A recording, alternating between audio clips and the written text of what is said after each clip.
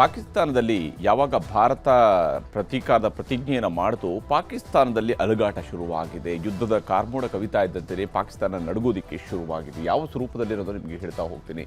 ಬಹಳ ಮುಖ್ಯವಾಗಿ ಗಡಿಯಲ್ಲಿ ಯುದ್ಧದ ಕಾರ್ಮೋಡ ಆವರಿಸಿದರೆ ನಡುಗ್ತಾ ಇದೆ ಪಾಕಿಸ್ತಾನ ಅನ್ನುವಂಥದ್ದು. ಪಾಕಿಸ್ತಾನದಲ್ಲಿ ಸದ್ಯಕ್ಕೆ ನಡೀತಾ ಇರುವಂತಹ ಬೆಳವಣಿಗೆಯನ್ನು ನೋಡಿದರೆ ಬಲೂಚಿಸ್ತಾನ ಲಿಬರೇಷನ್ ಆರ್ಮಿಯ ಒತ್ತಡಕ್ಕೆ ಅಲ್ಲಿಯ ಪಾಕಿಸ್ತಾನ ಸೈನಿಕರು ಮಣಿದಿದ್ದಾರಾ ಅನ್ನುವಂಥ ಒಂದು ಅನುಮಾನದ ಜೊತೆಗೇ ಅಲ್ಲಿ ನಡೀತಾ ಇರುವಂತಹ ಬೆಳವಣಿಗೆಗಳು ಕೂಡ ಪಾಕಿಸ್ತಾನ ಆರ್ಮಿಯ ಸೈನಿಕರು ರಾಜೀನಾಮೆಯನ್ನು ಕೊಡ್ತಿದ್ದಾರೆ. ಇದಕ್ಕೆ ಪೂರಕವಾದಂಥ ಒಂದು ಪತ್ರವೂ ಕೂಡ ಈಗಾಗಲೇ ವೈರಲ್ ಆಗ್ತಾ ಇದೆ.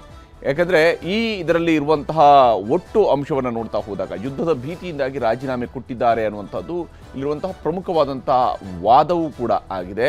ಮತ್ತು ಬಹಳ ಮುಖ್ಯವಾಗಿ ಸುಮಾರು 120 ಅಧಿಕಾರಿಗಳು ಮತ್ತು 400 ಇತರೆ ಸೈನಿಕರು ಅನ್ನೋಂಥದ್ದು ಆರಂಭಿಕ ವರದಿಯಾಗಿತ್ತು. ಅದಾದ ನಂತರ ಸುಮಾರು 250 ಜನ ಅಧಿಕಾರಿಗಳು ಮತ್ತು ಸುಮಾರು 1200ರಷ್ಟು ಸೈನಿಕರು ರಾಜೀನಾಮೆಯನ್ನು ಕೊಡ್ತಾ ಇದ್ದಾರೆ ಅನ್ನುವಂತಹ ಮಾತು ಕೂಡ ಕೇಳಿ ಬರ್ತಾ ಇದೆ.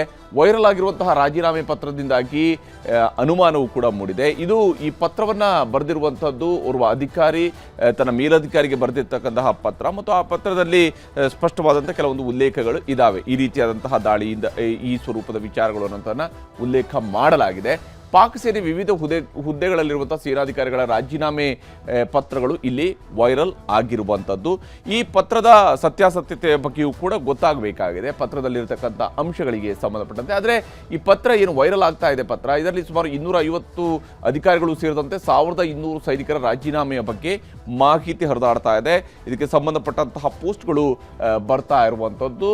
ನಿಜಕ್ಕೂ ಇದು ಸತ್ಯ ಅಂತೇಳಿ ಆದರೆ ಪಾಕಿಸ್ತಾನದ ಆರ್ಮಿಯಲ್ಲಿ ಬಹಳಷ್ಟು ಅಲುಗಾಟ ಶುರುವಾಗಿದೆ. ಅಂದರೆ ತಳಮಳ ಜಾಸ್ತಿ ಆಗಿದೆ, ಯುದ್ಧದ ಭೀತಿ ಅವ್ರನ್ನ ಕಾಡ್ತಾ ಇದೆ ಅನ್ನೋದು ಕೂಡ ಸ್ಪಷ್ಟವಾಗಿ ಗೋಚರಿಸ್ತಾ ಇರುವಂಥದ್ದು. ರಾವಲ್ಪಿಂಡಿ ಸೇನಾ ಕಚೇರಿಯಿಂದಲೇ ರಾಜೀನಾಮೆಯ ಬಗ್ಗೆ ಅಧಿಕೃತವಾದಂತಹ ಮಾಹಿತಿಯನ್ನು ಒಳಗೊಂಡಿರ್ತಕ್ಕಂಥ ಪತ್ರ ಇದು ಅಂತ ಹೇಳಲಾಗ್ತಾ ಇದೆ. ಅದಕ್ಕೆ ಸಂಬಂಧಪಟ್ಟಂತಹ ಪತ್ರವೇ ಈಗ ವೈರಲ್ ಆಗ್ತಾ ಇರುವಂಥದ್ದನ್ನು ನಾವು ಗಮನಿಸ್ತಾ ಇದ್ವಿ. ಹಿರಿಯ ಅಧಿಕಾರಿಗಳು ಸೇರಿದಂತೆ ಸೈನಿಕರಿಂದ ರಾಜೀನಾಮೆ ನೀಡುವಂತಹ ಕೆಲಸವೂ ಕೂಡ ಆಗ್ತಾ ಇದೆ ಅನ್ನುವಂಥದ್ದು ಇಲ್ಲಿರುವ ಬಹಳ ಮುಖ್ಯವಾಗಿರ್ತಕ್ಕಂಥ ಒಂದು ಅಂಶ. ಇದಕ್ಕೆ ಸಂಬಂಧಪಟ್ಟಂತೆ ಭಾರತ ಜೊತೆಗಿನ ಯುದ್ಧದ ವಾತಾವರಣ ಇರುವಾಗಲೇ ಪಾಕ್ ಸೇನೆ ಆಘಾತವನ್ನು ಅನುಭವಿಸ್ತಾ ಇದೆ. ನಿಜಕ್ಕೂ ಕೂಡ ಈ ರೀತಿಯಾಗಿ ರಾಜೀನಾಮೆಯನ್ನು ಕೊಡ್ತಾ ಇರುವಂಥದ್ದು ಹೌದು ಅಂತೇಳಿ. ಆದರೆ ಯಾಕೆಂದರೆ ಅದರಲ್ಲಿರುವಂತಹ ಕಂಟೆಂಟ್ ನೋಡಿದಾಗ ಬಹುತೇಕ ಈ ರಾಜೀನಾಮೆಯನ್ನು ತಡೆಯುವಂತಹ ಒಂದು ಪ್ರಯತ್ನವನ್ನು ಮಾಡುವಂಥ ಹರಸಾಹಸ ಇದ್ದಂಗೆ ಕಾಣ್ತಾ ಇದೆ. ಇನ್ನು ಬಹಳ ಮುಖ್ಯವಾಗಿ ಪಾಕಿಸ್ತಾನ ಇಲ್ಲಿ ಶೇಕ್ ಆಗ್ತಾ ಇರುವಂಥದ್ದನ್ನು ಕೂಡ ನಾವು ಗಮನಿಸ್ಬೋದು. ವಿಶೇಷವಾಗಿ ಪಾಕ್ನ ಮಾಜಿ ಪ್ರಧಾನಮಂತ್ರಿ ನವಾಜ್ ಶರೀಫ್ ಅವ್ರನ್ನ ಹಾಲಿ ಪ್ರಧಾನಮಂತ್ರಿ ಶೆಹಬಾಜ್ ಶರೀಫ್ ಭೇಟಿಯಾಗಿದ್ದಾರೆ.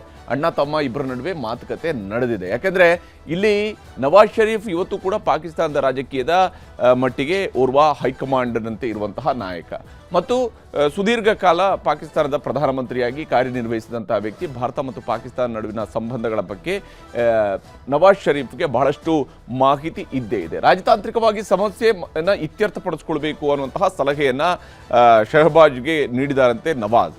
ಇಲ್ಲಿ ಸೌಹಾರ್ದಯುತ ಪ್ರಜಾಪ್ರಭುತ್ವದ ಅಡಿ ಸಮಸ್ಯೆಯನ್ನು ಸರಿಪಡಿಸಿ ಅಂತ ಹೇಳುವಂಥ ಸಲಹೆಯನ್ನು ಕೊಟ್ಟಿದ್ದಾರೆ ಅಂತೇಳಿ. ಅಂದರೆ ಈ ವಿಚಾರಗಳನ್ನು ನೋಡಿದಾಗ ಸೌಹಾರ್ದಯುತ ಮತ್ತು ಪ್ರಜಾಪ್ರಭುತ್ವದ ಅಡಿ ಅನ್ನುವಂಥದ್ದು ಇವೆರಡೂ ಕೂಡ ನವಾಜ್ ಶರೀಫ್ಗೆ ಅನ್ವಯ ಆಗದೇ ಇರತಕ್ಕಂತಹ ಮಾತು ಅನ್ನೋದ್ರಲ್ಲಿ ಅನುಮಾನಗಳು ಬೇಕಿಲ್ಲ. ಯಾಕಂದರೆ ಇದೇ ನವಾಜ್ ಶರೀಫ್ ಪಾಕಿಸ್ತಾನದ ಪ್ರಧಾನಮಂತ್ರಿ ಆಗಿದ್ದ ಸಂದರ್ಭದಲ್ಲಿನೇ ಪ್ರಜಾಪ್ರಭುತ್ವ ಮತ್ತು ಸೌಹಾರ್ದಯುತವಾಗಿ ಈ ಎರಡೂ ದೇಶಗಳು ಇರಬೇಕು ಅನ್ನೋ ಕಾರಣಕ್ಕಾಗಿ ಅಟಲ್ ಬಿಹಾರಿ ವಾಜಪೇಯಿ ಅವರು ಬಸ್ ಮೂಲಕವಾಗಿ ಲಾಹೋರ್ ಯಾತ್ರೆಯನ್ನು ಮಾಡ್ತಾರೆ. ಅದಾಗಿ 1 ವರ್ಷದ ತುಂಬೋದ್ರ ಒಳಗಡೆ ಕಾರ್ಗಿಲ್ನಲ್ಲಿ ಯುದ್ಧವನ್ನು ಸೃಷ್ಟಿಸಿರುವಂಥದ್ದು ಇದೇ ನವಾಜ್ ಶರೀಫ್ರ ವೈಫಲ್ಯತೆ.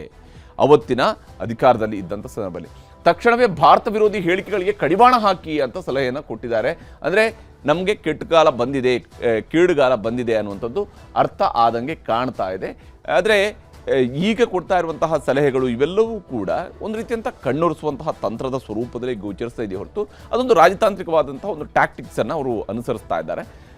ಇನ್ನು ಸದ್ಯದ ಆತಂಕ ಸ್ಥಿತಿಯಲ್ಲಿ ಹೊರಬರೋದಕ್ಕೆ ಪಾಕಿಸ್ತಾನದ ನಾಯಕರು ಕಸರತ್ತು ಮಾಡ್ತಾ ಇರುವಂಥದ್ದು ಸ್ಪಷ್ಟವಾಗ್ತಿದೆ. ಈಗ ಅವರಿಗೆ ಏನಂದರೆ ಯುದ್ಧ ಆಗಬಾರ್ದು ಅಥವಾ ತಾವು ಹೊಡೆತ ತಿನ್ನಬಾರ್ದು ಅಂತೇಳಿ ಯುದ್ಧ ಮಾಡುವ ಸ್ಥಿತಿಯಲ್ಲಂತೂ ಬಹುತೇಕ ಪಾಕಿಸ್ತಾನ ಇದ್ದಂಗೆ ಕಾಣ್ತಾ ಇಲ್ಲ. ಇವತ್ತು OIC ಒಂದು ಮಾತನ್ನು ಹೇಳಿದರು, ಭಾರತದ ಸೇನಾ ಬಜೆಟ್ನಷ್ಟು ದೊಡ್ಡ ಬಜೆಟ್ ಗಾತ್ರನೇ ನಿಮ್ಮ ಇಡೀ ದೇಶದ ಬಜೆಟ್ ಇಲ್ಲ. ಹೀಗಿರುವಾಗ ಯಾವ ಸ್ವರೂಪದಲ್ಲಿ ನೀವು ಬಾಯಿ ಬಡ್ಕತನ್ನು ತೋರಿಸ್ತಾ ಇದ್ದೀರಿ ಅನ್ನೋ ಮಾತನ್ನು ಹೇಳಿದ್ರೆ ಆ ಸ್ವರೂಪದಲ್ಲಿ ಸದ್ಯಕ್ಕೆ ಪಾಕಿಸ್ತಾನ ಇದೆ ಅಂತೇಳಿ. ಪಹಲ್ಗಾಮ್ ಉಗ್ರ ದಾಳಿಯ ನಂತರ ಪ್ರತೀಕಾರಕ್ಕೆ ಭಾರತವೂ ಕೂಡ ಸಜ್ಜಾಗಿರುವಂಥದ್ದು ಸ್ಪಷ್ಟ ಇದೆ. ಯಾಕೆಂದರೆ ಈ ಹಿಂದೆಯೂ ಕೂಡ ಭಾರತ ಇಂತಹ ವಿಚಾರಗಳಲ್ಲಿ ಸರ್ಜಿಕಲ್ ಸ್ಟ್ರೈಕ್ ಮಾಡಿರುವಂಥದ್ದು ಇರ್ಬೋದು, ಏರ್ ಸ್ಟ್ರೈಕ್ ಮಾಡಿರುವಂಥದ್ದು ಇರ್ಬೋದು, ಇವೆರಡೂ ಕೂಡ ಪಾಕಿಸ್ತಾನ ಈ ರೀತಿಯಂಥ ಪ್ರಚೋದನೆಯನ್ನು ಮಾಡಿದಂಥ ಸಂದರ್ಭದಲ್ಲಿ, ಈ ರೀತಿಯಾಗಿ ಭಾರತವನ್ನು ಕೆಣಕಿದ ಸಂದರ್ಭದಲ್ಲಿನೇ ಅದಕ್ಕೆ ಪ್ರತ್ಯುತ್ತರ ಕೊಡುವಂತಹ ಕೆಲಸವನ್ನು ಭಾರತ ಮಾಡಿದೆ.